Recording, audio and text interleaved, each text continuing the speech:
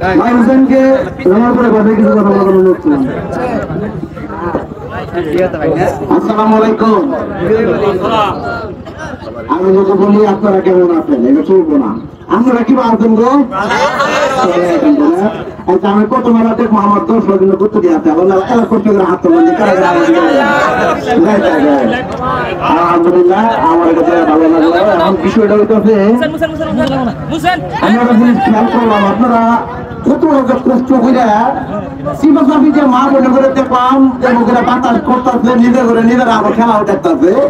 আবার ভাই বোনের করেও দেখলাম ভাইয়েরা নিচেও খুব কষ্ট করে খেলা দেখতেছে। শুধু তাই না আপনারা তারা খেলাইলেন তাগর বিষয়টা কথা না পেলে না হবো যেই তো হারছে ওই ভাইরা কই মিলে এই ভাইরা তো নাকি আপনারা আমরা ছোটবেলা হারলে পেলাম সরম পাইছি সরম পাওয়া যাবো না।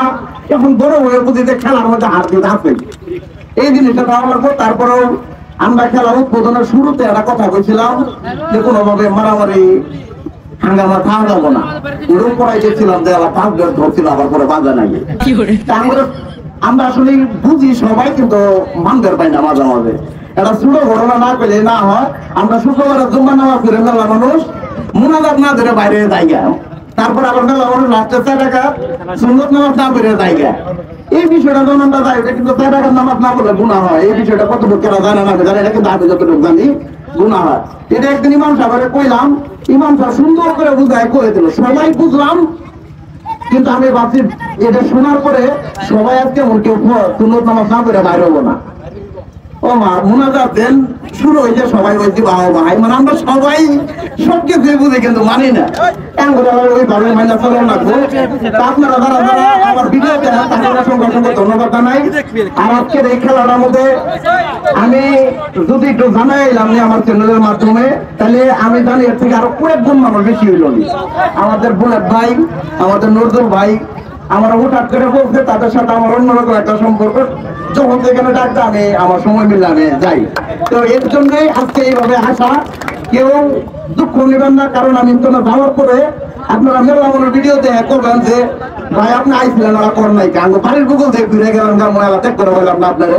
তো এই জিনিসটা আমি পরবর্তীতে আমি মেলা মানুষের কষ্ট দিয়ে বাড়াইছেন বড় আমার কাছে মনে হয়। তো আমি সব জায়গায় কেউ যাবার পাই না কারণ আইন শৃঙ্খলা অনেক ঝামেলা অনেক মেলা মানুষ জমে জায়গা। আমি আঞ্চলিক ভাষা আমি প্রায় 10-12 বছর ঢাকাতে থাকছি। যতটুকু আঞ্চলিক ভাষা আপনার মধ্যে তুইলে ধরবার পাইতাছি এতটুকু আপনারা সাপোর্ট দেবেন। আসলে আঞ্চলিক ভাষা আমরা দাবার করে আরো মজার হয়।